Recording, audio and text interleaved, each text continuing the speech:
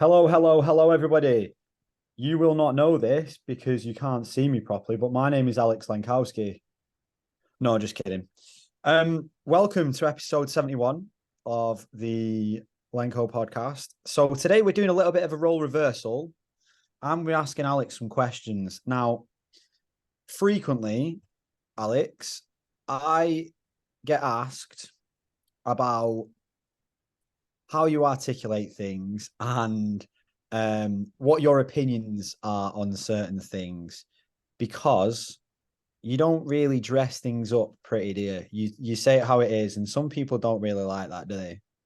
Well, to be honest, I can't. A lot of the time, I can't be bothered, and then the rest of the time, I just think, what's the actual point? Why not just say it how it is? Because that's exactly how it is. What's the point in fucking dressing it up, wasting time, dancing around the bush, and risking some form of miscommunication?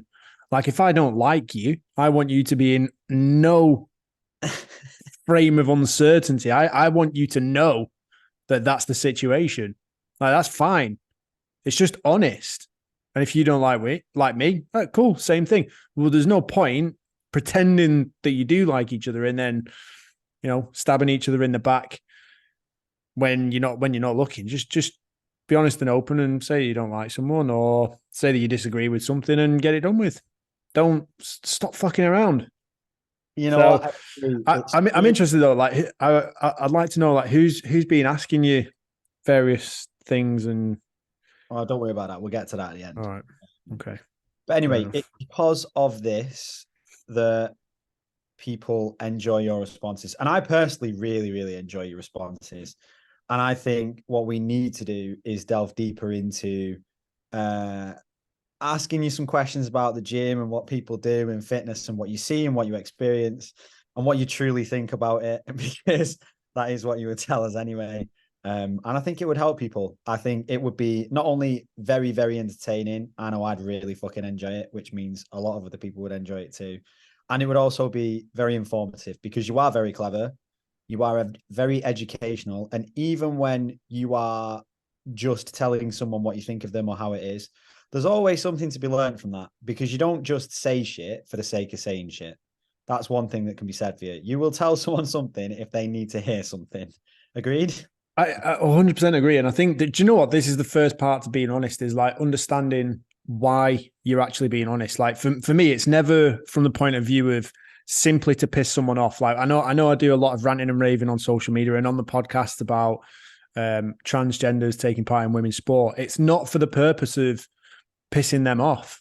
I genuinely don't care about them. I could not give less of a fuck about transgender people. Honestly, in my day-to-day thing, I don't wake up in the morning and think, oh, I need to do a bit of bashing on trans people today. It doesn't even enter my mind. Like, I'll just see something and it's like, oh, there's an opening batsman playing for Canada and he used to be a man. Well, still is a male, but he's now trans. So we're including him because we're being inclusive and we're being nice, we're being friendly. We don't want to upset anybody. And in the art of upsetting someone, or the art of trying not to upset someone, you end up just upsetting everybody.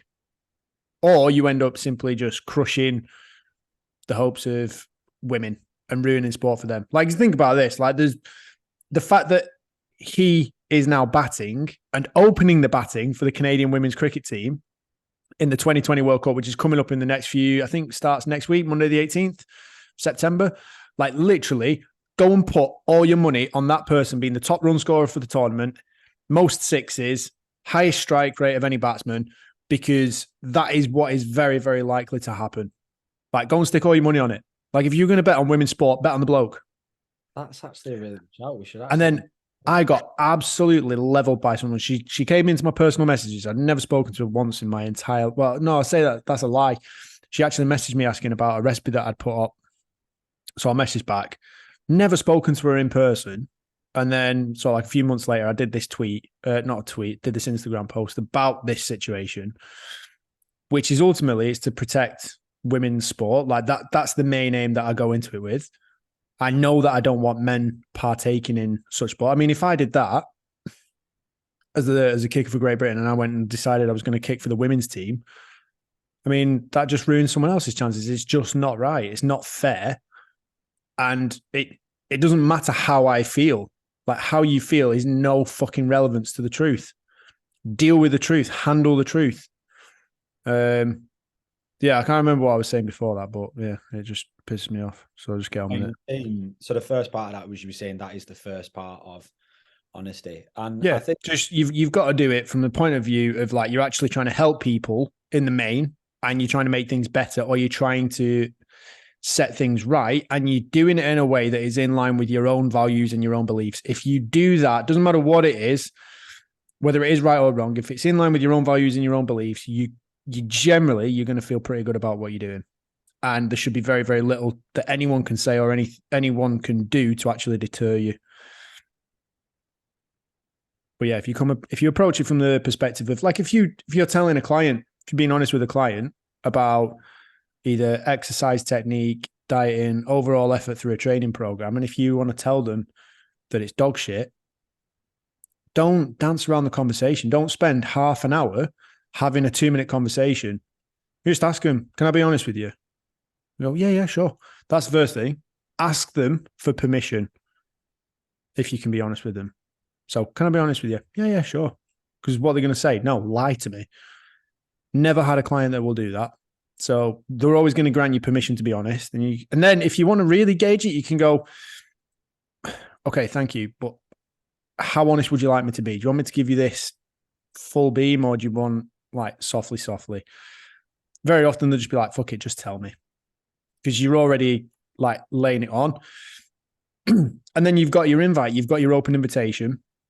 And if you want to say, look, the reason I'm telling you this is because of X, Y, and Z, or I'm concerned that you might not get the results you're looking for, but ultimately I think the effort that you're putting in isn't at the level it needs to be, or you're not compliant with the program as it is.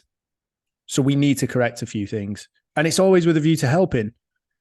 But that's better than just going through session after session after session, just lulling through the wilderness, not really fixing anything. Like we said in the last podcast, what was it?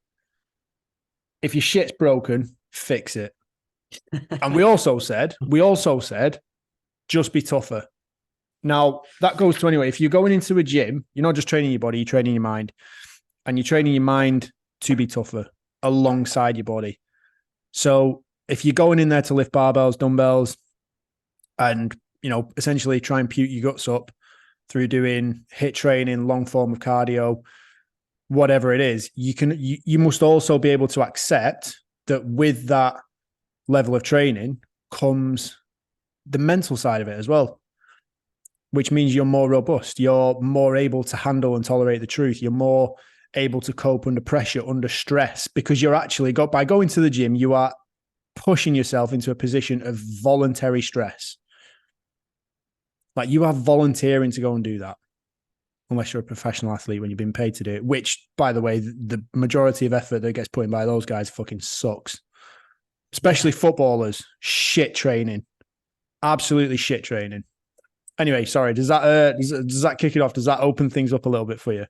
Yeah, so with that very light-hearted introduction, I think we'll go through. So what we're going to do, people, is obviously we've already got an idea of what kind of responses we're going to get here. This is going to be really good fun and very educational for everyone.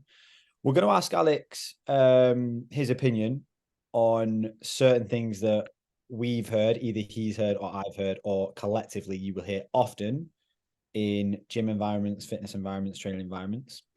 Then we will move on to kind of like Alex's, the way he would apply himself as a coach and the way he would deal with certain, I don't want to say types of people, but common characteristics of people that train in the gym. It will become much clearer when we get there. And then we'll go into some myth busting. So we'll ask him, some of the common things that we hear that are health and fitness myths and blah, blah, blah. And then he will debug them for you and give you his honest opinion of you as a person, if you believe them. And one step further, if you don't necessarily believe them, but you still act as though they are true anyway, you are even sillier as a sausage. So Alex will have some words for you. Okay. So without further ado, Sorry, for those watching on YouTube, I did just have to get up to. I could hear you through my headphones, but I had to get up to open the door again because the dog had been locked outside, so I didn't want him to be kicking off. Then it got me thinking. The other thing that you were saying when it comes to honesty and being able to give it and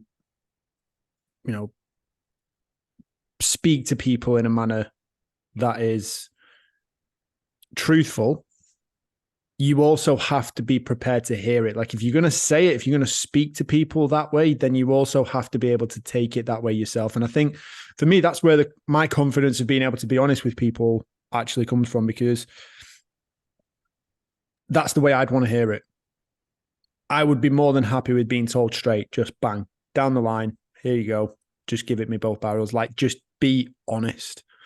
So yeah, I just wanted to say, like, you have to be able to speak to people that way. You also have to be able to listen to it and hear it and take it on board yourself. Love that. Good. So this is powerful stuff now, people. So if you continue listening to this now, you are literally giving us permission to give you the hard truths. Okay. And yes, if you're here for the hard truths, you're always going to fucking learn hard truths. Okay. So funny questions that people have asked or do ask. And when I say funny questions, it's going to be funny answers, really, more than anything else. Okay. So number one, Alex, are you ready? I'm ready. I think I'm ready. A pencil and a pad. Got my notebook. Okay. All right. All I need. I want you to imagine that I am just Joe Bloggs from the gym, and I ask you question one. Are you ready for this? Okay. How do I wake up at 5 a.m. to work out? Buy an alarm clock. You fuck. Like, it's not rocket science. It's not difficult, is it? Like, just go and buy an alarm clock. Set an alarm on your fucking phone. What are you, a child? Like, so I think there's a few things that I'd want to unpick with this particular person. Poor Joe Bloggs gets a fucking hammering, doesn't he? But if you want to wake up early, if you want to wake up at 5 a.m. and go all Jocko mode, then it's not difficult. What is difficult is organizing your life so that it works in a manner that allows you to do so and also allows you to function effectively as a human. Because if you're able to get up and train early and you get things out of the way quickly, it sets you up for the day. Like this morning, I went out early for a run, took the dog with me. I know you're always up early and in the gym early. Like, that's part of the lifestyle. Sometimes it's part of the hardship and part of the mental toughness and just being a fucking grown adult. You know, if you've got kids, go to bed early, wake up early, get stuff done before the kids are up, before you need to get them ready for school, before you need to cart them off. Get things organized. It's complete, like, looking after yourself is a completely voluntary process. And if waking up at 5 a.m. allows you to go to the gym, get a workout in, and not feel guilty about leaving the kids or missing out on family time, go and fucking do it. But if you're struggling with, how do I wake up at 5 o'clock? Fuck me. Like, how simple is that? I mean, if you're staying up late all night and playing on Call of Duty like a 14-year-old kid, and then expecting to, yeah, Chris, I'm looking at you, and then expecting to be able to wake up 4 or 5 hours later to get your ass out of bed to the gym when it's, let's be honest, it's not an inviting time. You know, it's dark, cold a lot of the time, especially if you're in the UK. You know, it's all right. It's easy to do it when it's sunny and warm and conditions are ideal. But it's in those scenarios where you're lying in bed, it's fucking cold, and you're faced with a choice, and everything in your body is telling you, go back to sleep. And if you're tired, you've not had enough sleep, your mental resilience, mental toughness isn't there, the habit isn't ingrained in the first place, you're going to lose that battle more often than not. And that's where a lot of people are going to bail. So set yourself up to win. Go to bed in ample time. Like, if you want to wake up at 5 a.m., go to bed at 9 o'clock. Be in bed at 9 o'clock. You don't have to necessarily go to sleep, but go to bed with a book, with your journal, and be in that position to sleep from 9 p.m. and give yourself a chance. And then set an alarm. And then get up. Set your alarm and move your phone to the other side of the room. So to turn it off, you have to actively get out of bed. I love that. That's a great tip. There you go. Write that You know down. what? There was a lot of really fucking powerful stuff in there. And what you're going to be really happy about this. So obviously I took a lot from that, but I get up early anyway, so it's easy for me to understand. But just before we move on to the next one, I just want to pick up on, and we'll just take a little diversion here. You said buy an alarm clock, you fuck. And it reminded me of, have you seen the clip of Schwarzenegger recently where he calls someone a forehead? I haven't seen that, no.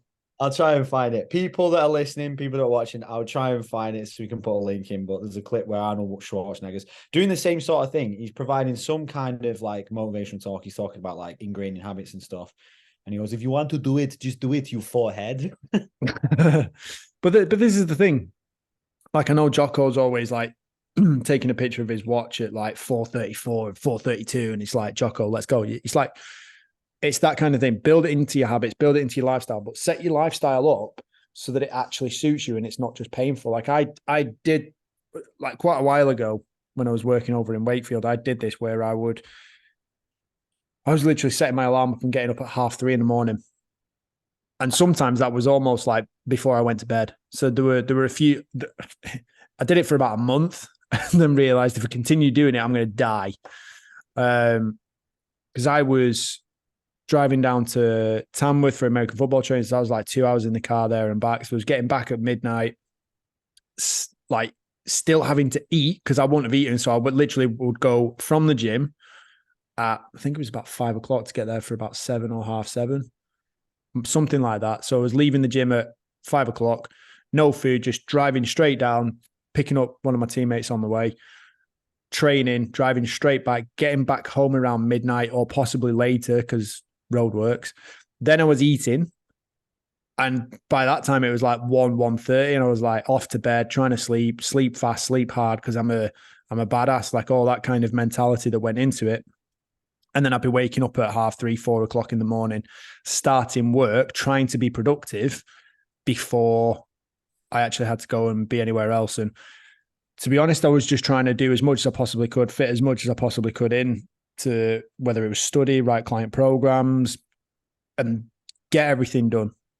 And yeah, it didn't last, shall we say. Like, it wasn't a smart idea. I felt completely run down, tired. My training was shit.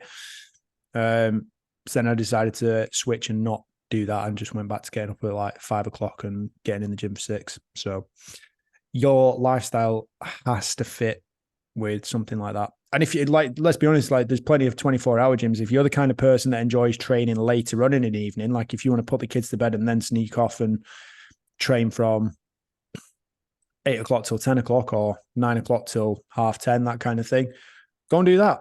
Nothing wrong with that. If you want to train later on in the evening and you get used to it, just make it part of your routine. The important thing is you train and that you're actually in a position where you feel good and you're recovering from your training.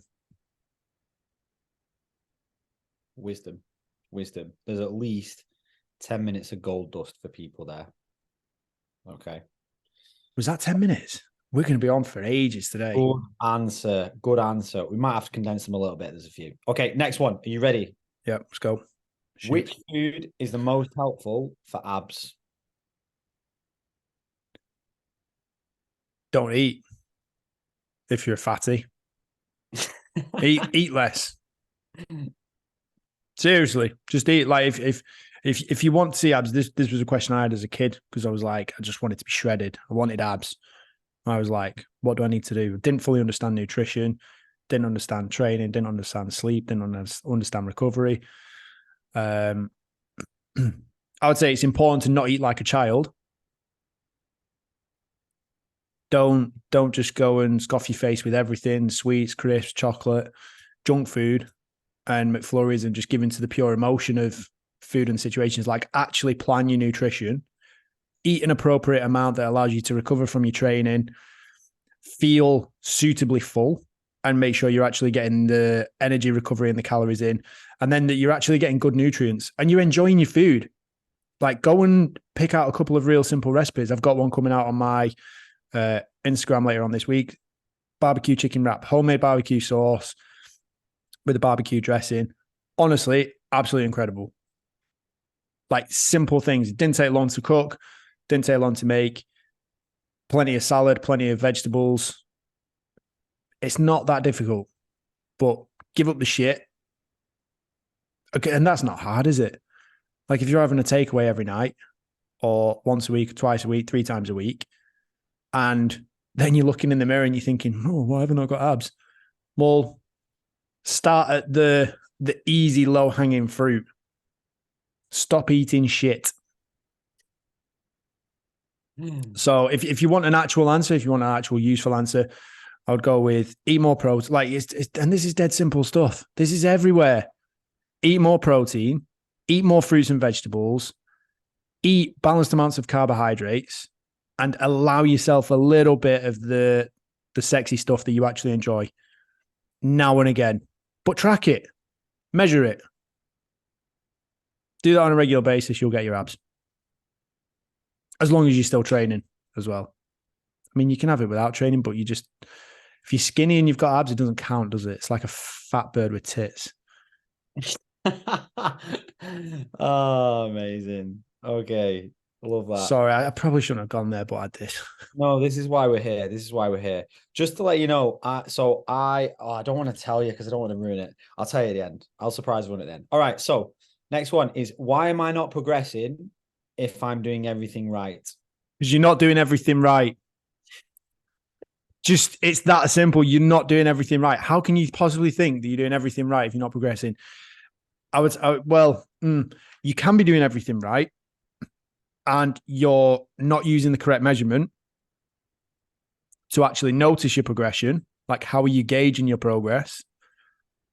And possibly you haven't waited long enough to be able to see the process on a scale that you want.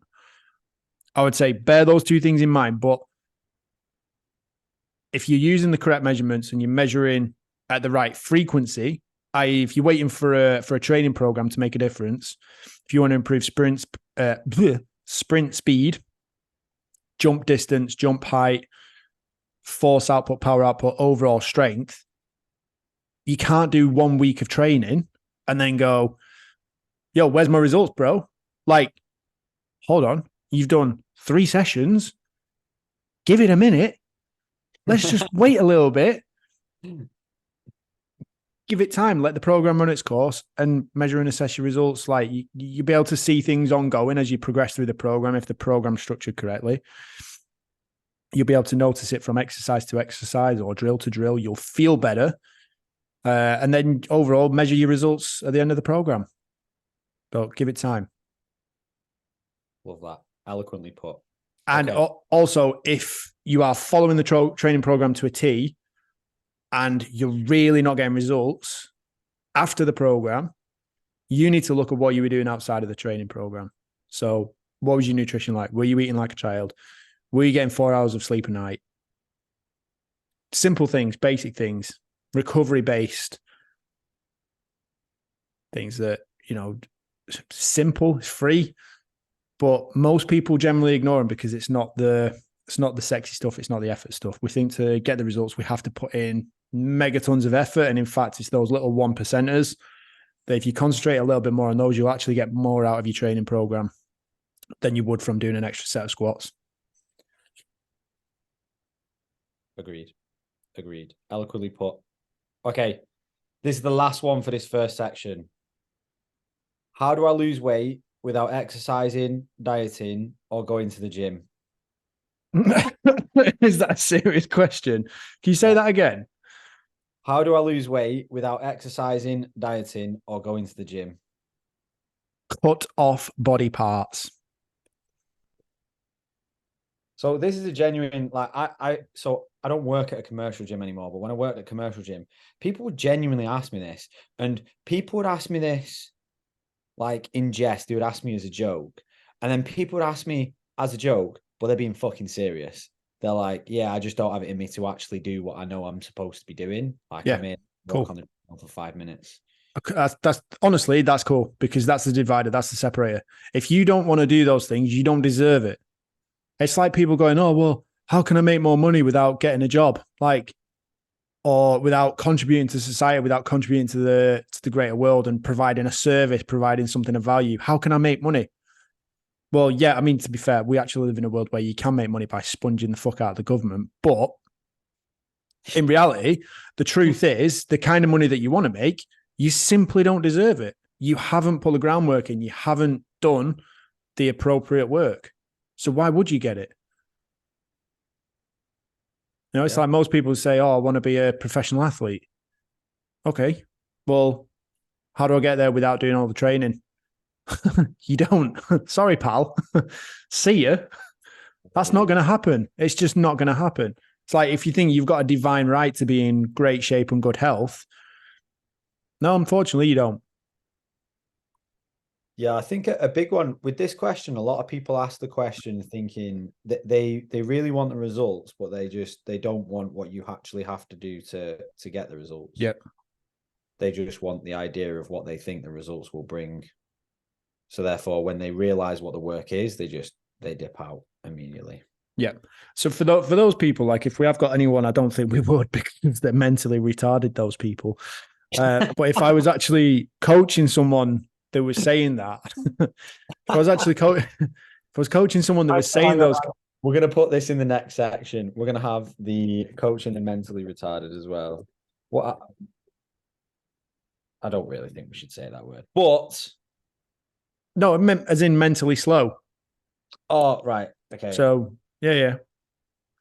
People who want the results but don't want the work.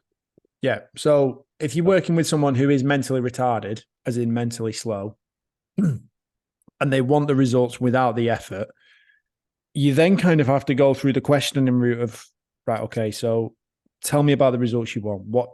What is it you are visualizing for yourself? Oh, I want to be 6-pack abs, like massive biceps, like, really strong, powerful legs. All right, okay, cool. And have you experienced that before? Have you got that before? It's like, no. Right, okay. Have you come across anyone who has? We're like, yeah, loads of people. Like, there's plenty of people in here. Like, you're a good example. Okay, cool. So how do you think they got there? Like, well, they do all those things, don't they? It's like, yeah. But do you know anyone who has not done all those things and has what you want? No. Okay, well, can you go and find an example? If I give you a bit of time, do you think you'd be able to look into it and find out more? Well, I could try, but I don't think I will find it. Okay, so do you believe it's possible to achieve what you want without doing X, Y, and Z? That's the thing. That's the question. Do you believe it's possible? If they say yes, the next question is how? Based on what? You've just explained there is zero evidence to back up the possibility that you can do that and achieve that. So either I can be honest with you, or you can be honest with yourself before I'm honest with you and admit to you that you're lying to yourself and you're playing a game that you don't really want to play because you're just going to torment yourself. Why haven't I got there? I deserve it, but I shouldn't have to put in the work. It's that I shouldn't have to put in the work is complete and utter nonsense. Stop lying to yourself. You know you have to put in the work. They know that. They know they have to put in the work. So it's going, right, okay. Well, listen, I know you don't want to commit to training 5 or 7 days a week, doing an hour and a half each day, an hour strength work and 30 minutes cardio, all that kind of stuff. How about we start a little bit slower than that and we steadily build on it?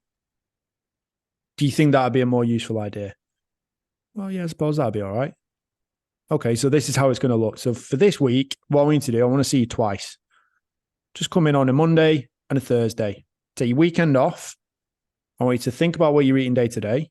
I want you to track that, measure that, and we'll take a look at that each week. But all I want you to do is just come in, do 2 sessions, 1 hour each, go home. Do you think you can do that? Okay, cool. Done. That's your start point. And you're gently breaking the ice. You're not taking them from, it's like boiling the frog. You're not taking them from 0 to 100 at full speed because they're mentally not ready for it. They're simply not ready to do the work that is required to get there.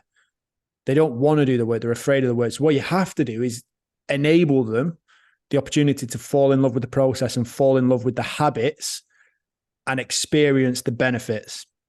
And if you can do that, that's good coaching. That is very good coaching. That's taking someone who is not ready to do the work, but wants the result, and building that pathway for them, building that bridge. That is, I would say, if you're able to get someone from that position to being able to train on a consistent basis and love the process, that's elite coaching. So hats off to anyone listening that can do that. And hats off to anyone that's been on that journey themselves. And I've got quite a few clients that have done that. And yeah, it's one of the most life-changing things that anyone can experience. That was a very profound answer that came from something where I thought we were going to lose quite a lot of the audience. See, this is the thing. I'm honest, but I'm not here to just slag people off, man. It's not about me. It's not what I'm about. You turned it around. Which, and you know what?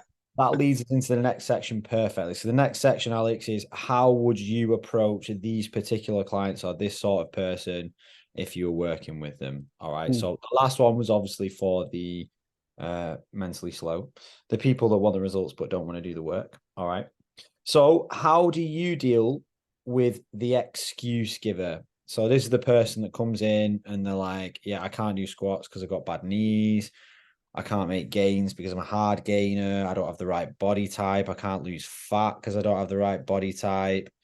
I can't jump because my bones are heavy. What?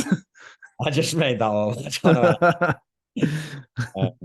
You know the people I mean. There's always like, and you know what? So one of the big things that I remember, this was quite eye-opening. So I won't say where I was, but Alex, you were there as well. You remember this, but we took Dad along, and there was a group of people who were, I guess, perceived to be like pretty elite in health and fitness, pretty knowledgeable people, and fitness enthusiasts themselves, and willing to like put in some effort, etc. And we were at kind of, if you can imagine, a competition day. Let's call it a competition day without giving too much away. All right. You can see Alex is mulling it over, thinking about it. And I remember walking away. This might give away, Alex. You'll remember now. I remember our dad said to us, do you know what? I was actually really quite surprised and disappointed. And we were like, why? And he goes, because for the caliber of people that you've got here and at this level and this standard, you wouldn't expect, like, before someone goes to do an event, for so many of them to be bringing out all the excuses like, oh yeah, I've not done this for a long time, or I've not done one of them for a long time, or yeah, my knee's been sore recently, so I'm probably not going to put in my best performance, blah, blah, blah, blah. And then, so they were coming out with all the excuses before they actually did the performance. Does that ring any bells for you? You're still mulling that one over. Where were we? I'll tell you afterwards. We don't need to out anyone. Okay. But we need to out them as well. My point is, this isn't just people who don't train or are unfit. This is people who train and are athletically capable. And potentially the more capable you are, the more excuses you're going to come out with. So how do we approach this person? Because they've always got some kind of excuse. They might get a bit tired and be like, you know what? I've got a bit of asthma. I'm struggling to breathe, blah, blah, blah. Sometimes that's very, very true. A lot of times I think people lean back on that as an excuse.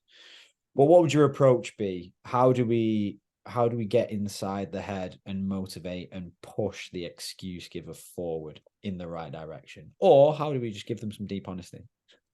Do you know what? That's literally what it is. It's just honesty. And a lot of the time, like, especially face to face, people can be saying things and you can just look at them in a way where, as they're saying it, everything starts to unravel. Like you'll have had this so many times yourself where they'll start talking about the reason they couldn't do something, and you just give them the little head tilt and the little pierced eyes, like, are you fucking real? Like, without saying anything. And they'll all go, as they're giving you the excuse, they know themselves that they're blagging, they're bullshitting. They're just like, oh, fuck. And hopefully by the end of whatever they're saying, they'll have gone, oh, I know it's just an excuse though, isn't it? I just need to do X, Y, and Z. And it's like, yeah, that's it. That's all it is. So I think ultimately giving people the opportunity to be honest asking the right questions so that they can be honest with themselves, and honest with you as a coach in an environment that's, you know, suitable for them to do that. Like, the last thing you need is for a training session to turn into fucking hours worth of counseling. Like, that's not what it should be. Like, if you're in the gym, you're training, get on with the work, do the work, don't come up with excuses. The other thing that you can do as a trainer, as a coach, is set this out from the start. So I would say anyone who is a current client, anyone who is a client that has not had a conversation with the coach where they've essentially granted permission to be honest and just have things dealt with out in the open, up front and center, that's probably a good position to start. That's a good place to start, so you can just get on with stuff. Yeah, it just comes down to being honest with yourself, and as a trainer, holding your clients to account. It's being accountable, and it's all right for trainers as well. Like, if that is the situation, or clients are making mistakes, you have to own that as well. You can't just blame the client, because none of this is about blame. Blaming doesn't get anybody anywhere, whether it's sports, business, personal life. Blame doesn't result in progress. So you need to come at it from the point of view of, like, you're holding them accountable, and you need to hold yourself accountable. If there's something that a client has fucked up, as a coach, you've probably not explained it right, or you've not given everything they need to be able to do the job to full effect. And it's, you know, you can't absorb everything. Like, if a client's trying to lose weight and then they come in, start a session on Monday morning, and you go, "Oh, I've had a really bad weekend." And you go, "What's up, Mary?" You go, "Oh, I've eaten a tub of ice cream." It's like, all right, well, should we let it go and just get on with it? You know, you're not going to die. You're not going to melt. You're not going to explode, like blast yourself, be blasted into oblivion. Like, that's not going to happen. You're still here. You've turned up to the gym. Do you know what? It's funny that you say that, because I actually go the opposite way and I say those things. So I actually frequently say it. And in fact, I said this to someone yesterday. Something, I don't remember specifically what it was, but I say things like that. Like, if you've done such and such, your legs will just implode and things like that. I think they were saying the legs are sore, so they're struggling to hit depth on the squats now. I was like, yeah, when you get to that stage, when you squat and you hit the depth while your legs are sore, what happens is they just explode. So you don't want to do that. You should probably just stop and rest. So I kind of go the opposite way in chest. And then, but that's another side of it as well. Like, you can do that in jest, like, to the point where the client knows it's in jest, and you're not just terrifying the fuck out of them. That they might think, "Oh my God, terrify them." One more scoop of Ben and Jerry's and I'm gone. Like, my head's going to fall off," kind of thing. Like, you don't necessarily need to terrify them in that way. That could be quite fun. But everyone who's listening, if you don't track your food on MyFitnessPal, you will die. You're dead wrong. You're dead wrong if you're not tracking your food on MyFitnessPal. Do it.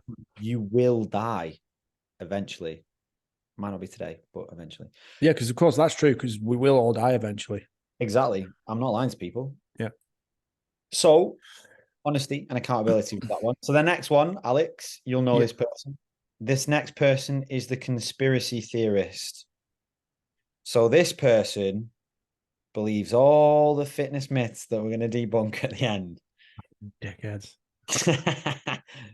And they're taking the herbal teas and they're slimming the world, and they can't lose weight even though they're in a 757 calorie deficit every day, because it's just their body.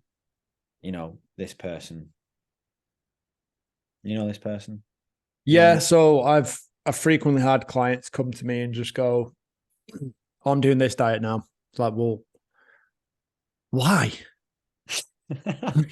What are you doing? What are you paying me for? Yeah. Like, if you want to go and do that, just go and do it. Just fuck off. Like, there's a method and a reason to why we're doing what we're doing. Like, what is it that appeals to you about, you know, whatever it is they're embarking on, whether it's a special type of training program, whether it's a special nutrition plan. Like, why are you doing that? And if they go, well, I really like the idea of eating nothing but strawberries for a month, and this strawberry diet really looks nice, and I like strawberries. Well, fucking hell, like you sound like you've got a few issues with food, to be honest. A lot of the time, if it's something that's kind of novel and exciting, that's the problem, isn't it? It's novelty, it's new things. It probably, like for me, that's a signal as a coach, like you need to do something to freshen things up a little bit and re-engage them with the program and with the process. So a lot of the time I kind of take it with a pinch of salt and just be like, right, okay, well, why are you doing that? And if it's not going to harm them, I'll kind of let them have it and just keeping on track with them with it. Just be like, right, okay, well, how's that nutrition plan going for you? How's it going? Are you sticking to it? No. All right, okay. Well, how about we go back to doing what we said we were going to do in the first place and stick to the plan? Because this is what is going to get you results. Down that route. I generally don't overcomplicate it unless it's something that's going to seriously cause them harm. Like if they were to be some sort of, what was that vegan that killed herself because she just underate, she's just malnourished. I can't remember exactly what it was about the diet she was promoting, but if I had a client that came in wanting to do all that kind of stuff, I'd probably I can't say that I'd laugh them out the door because I'm there to help them, but I would not let them leave until they agreed, whether voluntarily or by force, to not do something so heinously stupid to kind of trash themselves. So I would explore every avenue possible, play every trick in the book before they left, until they agreed to fucking stick to the plan. I like it. And if people haven't caught on already, the answers to all of these questions that Alex is giving, and this is why he's so good to talk to about this stuff, is honesty. It's an honest conversation. It's telling people what's really going on, what they should be expecting, trying to understand them and trying to help them understand what does and does not work. And if you don't have those honest conversations, which unfortunately sometimes are very painful, you just won't move forward. So you have to be receptive to it. Like Alex said at the start, he asks, and it's like, listen, are you willing to hear me out if I tell you something that you might not necessarily like? And then I give it to you. So the next person is I don't know what you'd call them. I've written them down here. I've described them as the outworker. So the outworker is someone who does things well. They do things right. They do the program, but they do everything else on top of because they just need to be doing more. They have to be doing everything and they need to do more. So they do 265 runs a week. They do 4 workouts every day. They are probably taking Adderall or something to try and recover from the workouts. They're doing 75 reps to failure instead of 10. They're doing an extra exercise at the end of each workout because they want bigger biceps as well as the performance benefits. All that shit. You know the person. Yep. There's a couple of people in my gym actually that do this kind of thing, and I speak to the coach about it all the time because they'll go from doing a CrossFit class, which can be a proper hanky, sweaty wad, into a weightlifting class, which is it's not just like something easy. It's an actual weightlifting training session where you're trying to lift heavier, you're trying to lift it with really good technique. So what they're essentially doing is spending an hour beforehand completely fatiguing themselves before they go and attempt some maximal lift. And it's just like, it's just backwards. It's so backwards and it's just so unnecessary.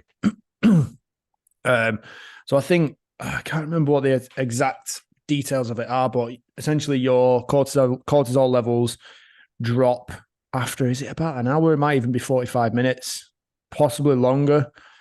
And it gets to the point where your workout becomes less efficient and less effective the longer it goes on. So if you are strength training, if you're looking to build muscle, make gains, the entire reason that bodybuilders take steroids is to help them recover faster. It's a shortcut to recovery. It doesn't give them any extra magic in the gym. they don't just put it in the start of the session and instantly lift heavier. That's not how it works. Like, it just enables them to recover from the session a lot quicker, so they can train, 2-3 times a day, 7 days a week. I was going to say 7 or 8 days a week, 7 days a week. But even then, that's got to be balanced for it to work properly. And for, high level bodybuilders, elite level strength athletes, they have to get the recovery right. It's I think you were saying the other day, I think we both shared this. It was Matt Fraser talking about how to get results. And it was just like, look around the gym, right? You're in an elite gym where there are multiple top level athletes, like world-class athletes training around you. If you're in an international program, you are training alongside world-class athletes. How many of them do you think have an elite level training plan where they're sprinting, they're doing the distance work, they're doing their energy systems training, they're doing the technique work, they are doing the strength work, they're doing the power work? Like, everyone is doing it. Everyone is doing it in the gym to a degree. The people that do more of it are not going to be better. Do the right amount and recover from it. If you recover from it, you'll make progress. If you don't, you won't. You're just going to sit and get stuck at the same level again and again, and probably aggravate yourself and get yourself injuries. Yeah, this is actually very common, like with people that I know, obviously doing CrossFit and stuff now. A lot of people are starting to try and do like 3-4 workouts a day in the hopes of improving performance. But it's exactly what you said. It's like your performance will only be optimal for growth and potential for so long. And then everything that you're doing after that, you're just getting better at being not as good or not as efficient, because your skill work won't be as good because you're already fatigued.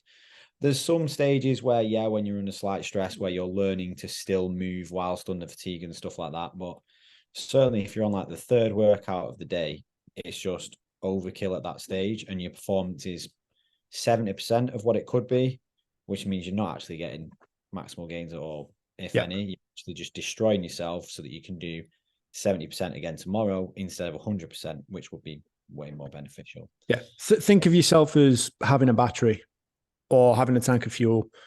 Like, I know it's a real basic analogy, but for you to be able to function, there has to be fuel in there in the first place. And anytime you introduce stress, you are draining the tank. So whether that stress is work, family, relationships, kids, exercise, training, performance, mental development, it is always a stress, and it's always going to drain the tank. If it's taking mental energy, if it's taking physical energy, it's draining the tank.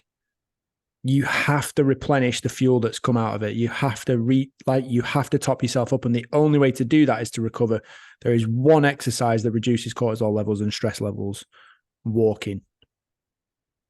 One. That's the only one. You can't just go into the gym and say, oh, I'm doing active recovery, and do a load of prehab.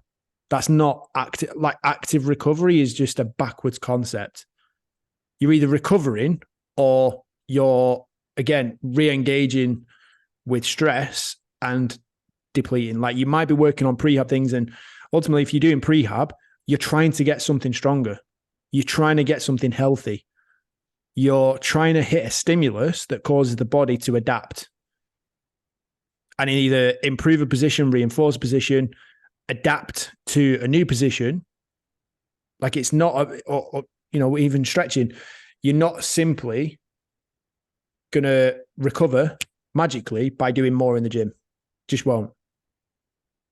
So you have to balance it. You have to think about that. You have to recover day to day, refill your tank, and then go again. Because if it's empty, you're not going anywhere. You're just going to damage something, hurt yourself. And ultimately, if you're completely mentally exhausted and fatigued, you're going to be a shit person as well. Wow. What you want? Like, how many people get a short fuse when, I know I naturally have a short fuse, but how many people become unpleasant or ratty and very difficult to deal with when they're running on low energy? and they're running on empty. Everyone. Fatigue makes cowards of us all. It's going to get to you at some point. So don't take yourself to that point. Training won't be effective. Living won't be effective. You're just going to have a shit time. There you go. Don't be a bell end, people. Don't be a fatigued bell end. So that leads us into the last 15 minutes, Alex, and that is fitness, myth busting. Oh, if you get that, it's a jet flying over my house. I apologize. Not on behalf of me, obviously on behalf of the pilot.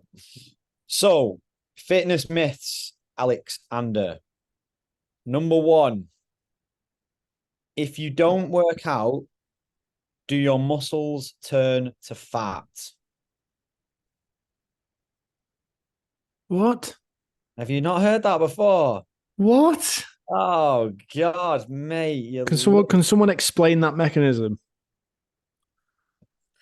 I couldn't, but I don't think they truly understand when they ask the question. No, I don't understand the question. I just think, like, physiologically, very different tissues. Muscles will atrophy if they're not used. It's the use-disuse principle of training.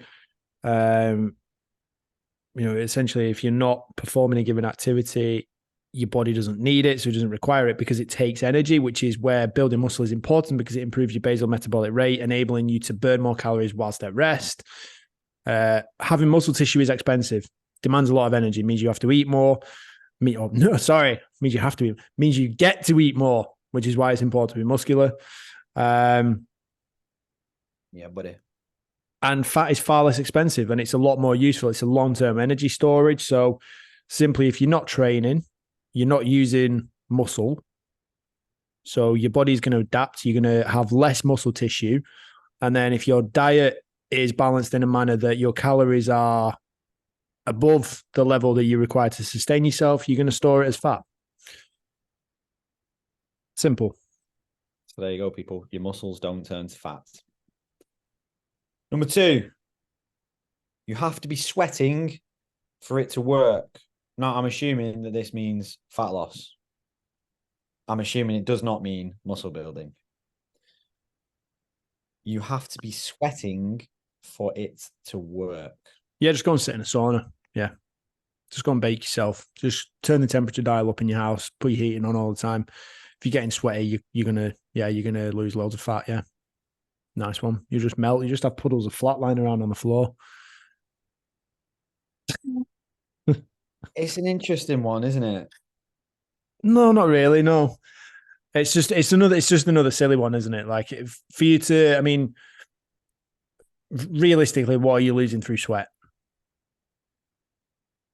It's not body fat. Do you know what it makes me think? Go on.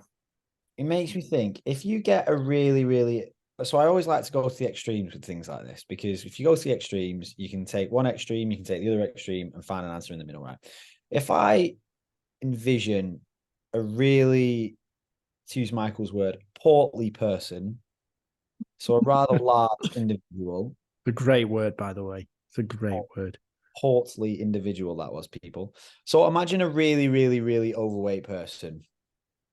If they do anything, like if they try and stand up, I imagine their body, the demand is so high on their body that they will start to sweat. But they're not losing fat by just standing up. No, I mean, the basic principle of fat loss is calories in, calories out, isn't it? It's just, to be fair, but it's just, don't overeat. Don't eat more than your body needs. Would be the most, like, basic premise of it. So abide by that. Understand that simply sweating isn't going to make a difference. If it means you are actually training a bit, using your body, building a bit of muscle, using up the excess energy stores you've currently got, you might end up sweating more, but it's not necessarily the thing you should be marking your progress with. Like, sitting on a bike in a gym with puddles of sweat around you on the floor doesn't necessarily mean you've done an effective workout. Yeah. I mean, you might have done, but that shouldn't be what you're judging it on. again, the majority of your results, especially for fat loss, are going to come from outside of the gym. You need to go into the gym a couple of times a week, train hard, try and build muscle, try and get stronger, and then eat sensibly, eat like an adult human and not like a child. Like a child. Yes. I was trying to come up with something else then, but I couldn't. I was just stuck on don't eat like a child, don't eat like a child, don't eat like a child, don't eat like a child. Which leads us on to the next one, which is somewhat very similar. And the next one is you should be sore after a workout. So incidentally, I actually commented on someone's post a few weeks back. This was off that horrible, you know the video I mean, where I've spoken to you about this and you've seen it, where it's the guy squatting with his feet turned in, the knees coming way in. Oh, Jesus. And yeah, the excessive internal rotation, as he called it. And it's just like, why? It's not a suitable position to teach people to jump and land or squat.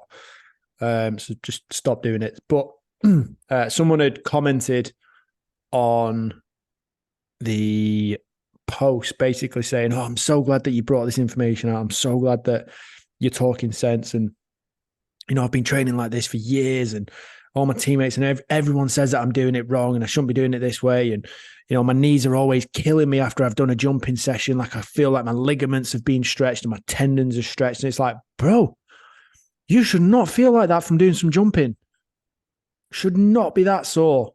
You shouldn't feel like your ligaments and your tendons have been, and your joints have been stretched within an inch of their life. Like that's not a premise of an effective training session. I think delayed onset of muscular soreness, which is sort of like obviously the muscle soreness that we're typically referring to when it comes to being sore after a workout, ultimately typically means you've been exposed to a new stimulus. You caused a lot of micro trauma to the muscle fibers. Typically a lot of eccentric repetitions or a lot of repetitions or a lot of time under tension where the muscle is lengthening, which is what I mean by the eccentric contractions, because that's what's going to cause the most amount of muscle damage. That being said, it is perfectly possible to gain results in strength and muscle mass by utilizing isometric contractions, which doesn't necessarily result in soreness because the muscle isn't changing length. It's staying the same length and you can do far fewer reps, far less muscle damage and still hit the stimulus required for muscle growth and strength gains. So that's something I'm actually playing around with quite a bit in my own training programs at the minute because I'm getting to the point of my season where I'm doing a lot of kicking. A lot of the joints are quite sore, a little bit stiff and achy just because of the amount that they're doing and the amount of force that's going into them. So the recovery in between is relatively minimal in between sessions and in between training days. So it just means I'm just going to do less reps and still apply the same amount of force just to make sure I'm not losing out on any sort of speed and power. So the training method I'm using for that is overcoming isometrics, which is, you know, a real good example would be if you've got pins that you can set a bar against. So if it was to perform it as a deadlift, you know, set the pin so the bar is about mid-thigh, and then you just pull the bar into the pins and you're trying to essentially, whatever the bar is pulling into, you're trying to lift that out of the ground. So if you're lifting it into a bolted rack, you're literally pulling against something that is not going to move. Same thing, you can do it pushing against the bench press. You can do it with the barbell on your back as a squat, and you can practice that at specific joint angles. There are so many effective ways that you can train, build strength and gain muscle, generate speed and power without necessarily feeling sore and fatigued. Typically, though, it is at the beginning of most workout programs because you're introducing a completely new stimulus.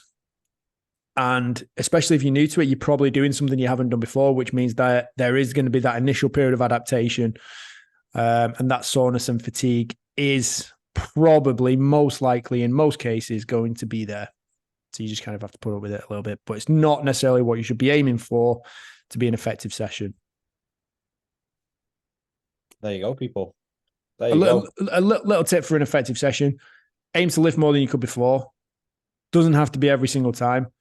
Aim to lift for a long period of time, total load lifted, whether it's the amount of time taken for you to complete the session. So let's say if you had the exact same session, I'll just pick a classic upper body workout. If you did 5 sets of 10 on the bench press, 5 sets of 10 on shoulder press, 5 sets of 10 on lat pull down, chin ups, pull ups, seated row, that kind of thing. If you do all the same sort of exercises, and if you do the same work the week after, and the first week it took you an hour, the week after that might take you 45 minutes, that's a marker of progress. Like you've done the same amount of work with the same weights, the same loads in a much shorter time frame. So the density of the workout is better. I love it. I love it. A comprehensive answer for everyone and a simplified answer for everyone. You can't go wrong there. You can't go wrong. So I'm afraid we are going to have to cut down some of these because I only have 4 minutes left. That's it. We've been on this for a long time. I was sorry I've taken so long with some of these answers. Well, the answers have been good. It means we've got more. Should we just do one more? Should we just do one last one? Okay, we will do one more. All right. Let's go with fasted cardio. Oh, do you know what? I remember on my PT course, I just sound like a right twat. I think I must have done. So like the lecturer, Lee Bell, class guy, absolutely love him. We went to one of his conferences that he put on in Sheffield at Chef Hallam. You remember when we listened to Dr. Brad Schoenfeld and Suk Sidhu came in? Yeah. He's a big timer. Yeah, Lee Bell was the lecturer, and I just remember we were talking about weight loss and fat loss, and we're just a bunch of dummies. Like I was straight out of university doing a PT course. There were a bunch of people in there that had, just been training, just fancied the idea of being a PT. And I remember being like, "Oh, you just do fasted cardio, man. Just do fasted cardio." And he was just sat at the back, and I just looked at him and I thought, I genuinely know nothing. And he was just like, he just looked and he was like, whatever. If you want to do fasted cardio, do fasted cardio. Cool. Again, same principles as calories in, calories out. If it works for you to get up first thing in the morning, go and do some cardio, go and do your zone 2 work along with your nasal breathing. Go and do it. Do that to start your day, and then go and eat food afterwards. That's cool. Equally, if you are the kind of person where you like to have something to eat in the morning and then you like to go and train after that, go and do that. That's cool. Get a workout in and eat well. That's the bigger picture. That's what you're looking at. Over the course of a week, has your nutrition been 8 out of 10 and above? Have your workouts been 8 out of 10 and above? Either all completed or more or less all completed to a very high standard. Look at the bigger picture. Look at the bigger picture. So yeah, again, it's just another method. If it works for you, it works for you. That's cool.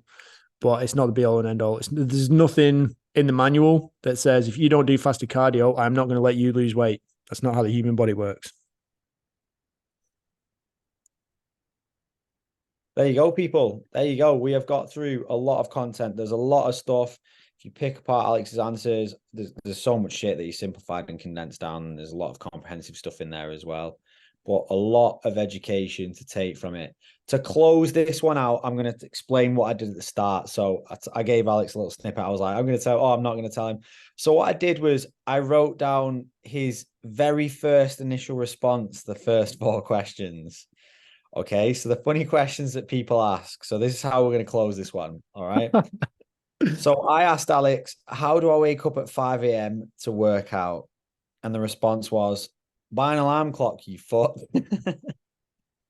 That's question 1. Question 2, which food is the most helpful for abs?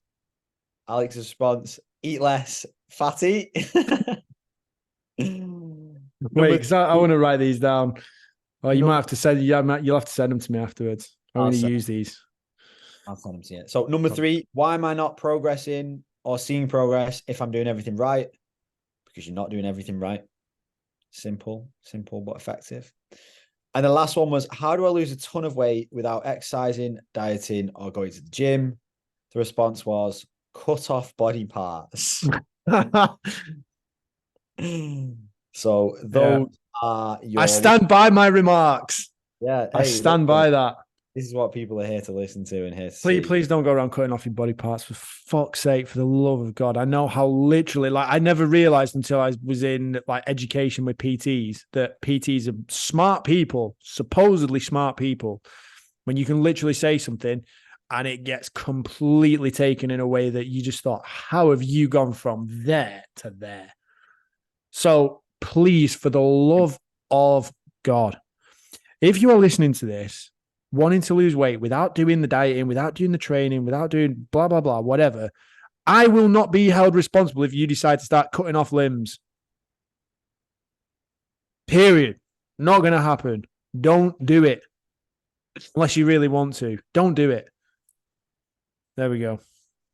Don't cut anything off, limb or not. You can Limb. cut your hair, depending on how long your hair is. That might save a bit of weight. Certainly, in some cases, will help with aerodynamics. But yeah, don't go cutting off body parts. Oh. There it is, people. So I think one of the biggest lines and learns from today is don't eat like a child. And I don't think there's anything else. We've got loads more questions we'll go through next time. If anyone has anything else that they want to hear Alex's response to or hear his opinion of or whatever, send it across. Ideally, send it to me so that then I can articulate it in a way that's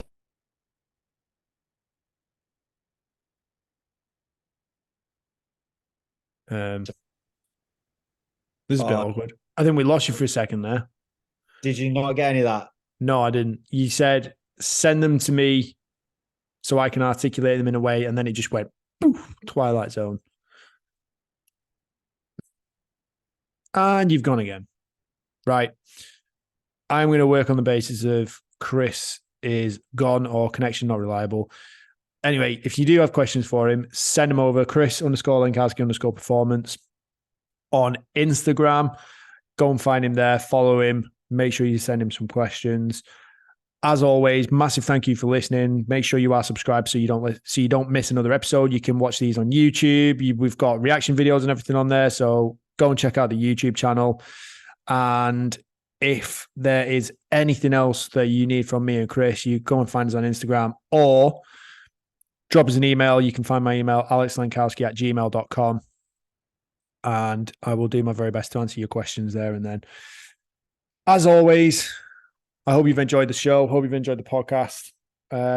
We are literally here to try and provide you the very best knowledge that we possibly can and help you along with your training, with your just general experience, and have a bit of fun along the way and be honest. So hopefully you've enjoyed it. I will speak to you again soon. Cheers. And I know Chris is gone. His connection has dropped out. Thank you again from him and from me for listening. Take care, and we'll speak to you again soon.